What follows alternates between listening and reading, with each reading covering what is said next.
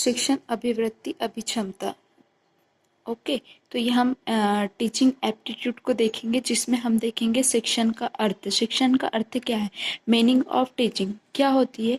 शिक्षण एक ऐसी प्रक्रिया है जिसमें शिक्षक विद्यार्थी को ज्ञान, कौशल और मूल्य और दृष्टिकोण का संप्रेषण करता है। यहाँ पे क्या ज्ञान, कौशल और मूल्यों का एक दृष्टिकोण का संप्रेषण करना होता है। यह केवल पढ़ाना ही नहीं होता है, बल्कि विद्यार्थियों के व्यक्तित्व, सोचने की क्षमता, आचरण, सामाजिक गुणों का विकास भी करना होता है। ओके, तो 3 तत्व हमें मुख्य दिखाई देते हैं, जिसमें शिक्षक, विद्यार्थी और विषय वस्तु ये आवश्यक तत्व होते हैं शिक्षण के लिए। ओके, तो इसके उद्देश्य के स्तर पर देखेंगे तो विद्यार्थियों में संज्ञानात्मक, भावनात्मक, क्रियात्मक विकास करना होता है शिक्षण के माध्यम से। ओके, तो शिक्षण द्विपक्षीय प्रक्रिया है। इसमें केवल शिक्षक बोलता ही नहीं है, बल्कि विद्यार्थियों की सक्रिय भागीदारी भी होती है। ओके, तो हम देखेंगे शिक्षण की अवधारणा। शिक्षण की अवधारणा क्या कहती है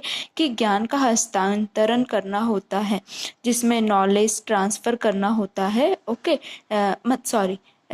जो ज्ञान का हस्ताक्षर, नॉलेज ट्रांसफर करना ही नहीं, बल्कि यह एक सामाजिक, मानसिक और व्यवहारिक प्रक्रिया है, जिसके द्वारा शिक्षक विद्यार्थी के बीच सार्थक संवाद भी होते हैं। ओके, फिर देखेंगे हम कि शिक्षण की प्रकृति क्या होती है।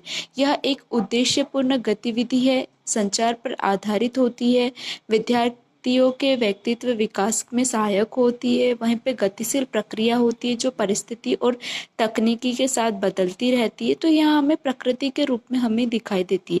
फिर हम देखेंगे कि शिक्षण के उद्देश्य क्या होते हैं। शिक्षण का उद्देश्य है हमें क्या डेवलप होता है, हमें ज्ञान प्राप्त होता है, कौशल का विकास होता है और समस्या समाधान की क्षमता बढ़ती है, समाजोपयोगी नागरिक तैयारी करता है। तो यह शिक्षण के स्तर पर हमें यह उद्देश्य दिखाई देते हैं। फिर शिक्षण के प्रकार कितने प्रकार के होते हैं? यह औपचारिक शिक्षण, अनौपचारिक शिक्षण और अऔपचारिक शिक्षण। औपचारिक शिक्षण में हम स्कूल, कॉलेज, यूनिवर्सिटी से सीखते हैं, तो वहीं पे अनौपचारिक शिक्षण से हम घर, परिवार और समाज से सीखते हैं। तो वही अनौपचारिक शिक्षण से हम समाचार, ऑनलाइन शिक्षा, वर्कशॉप आदि से यह शिक्षण प्राप्त करते हैं। तो शिक्षण के स्तर पे हमें यह चीज़ें दिखाई देती है, शिक्षण क्या होता है और किस टाइप से डेवलप होते चलता है, किस प्रकार हमें ज्ञान प्राप्त होता है और एक विद्यार्थी और शिक्षक के बीच कैसा संवाद होता है। यह सभी जानकारी एक टीचिंग एप्टीट्यूड के माध्यम से प्राप्त होती है। Thank you.